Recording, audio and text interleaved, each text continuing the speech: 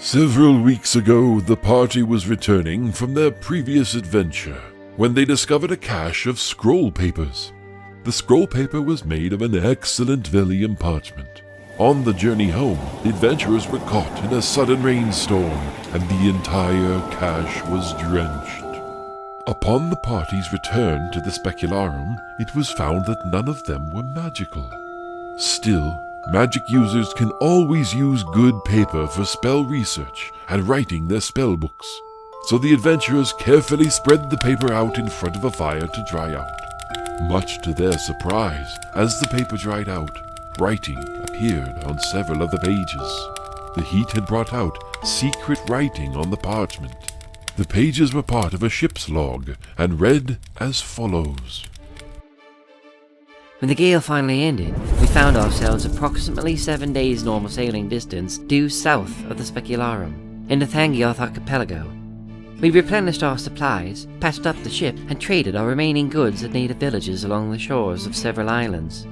Some villages were friendly, but others were hostile and the natives attacked on sight. I suspect the hostile villages to be filled with cannibals. We skirted the coastline of several islands, sailing south by west, until we reached a small peninsula cut off from the main island by a massive stone wall. We were well received by the natives of Tanaroa, the small village that guards this wall. The villagers have no name for the large island other than the Isle of Dread. Their own small peninsula is known simply as home.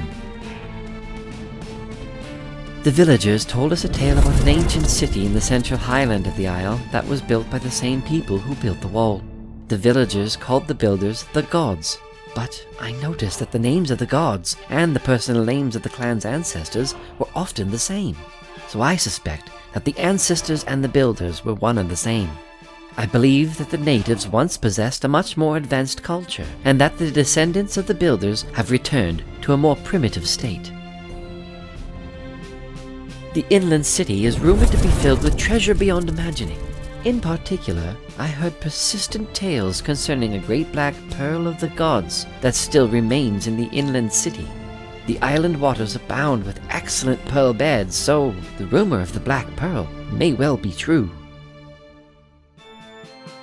The village contains a number of huge, lifelike statues of iron, bronze, and stone. Since no villager currently has the skill or the craft to make such statues, the tale of a lost city built by the gods seems reasonable. I would have liked to explore inland to verify the rumors, but too many crewmen died in the storm, or by cannibal spears. Only 5 of us are left.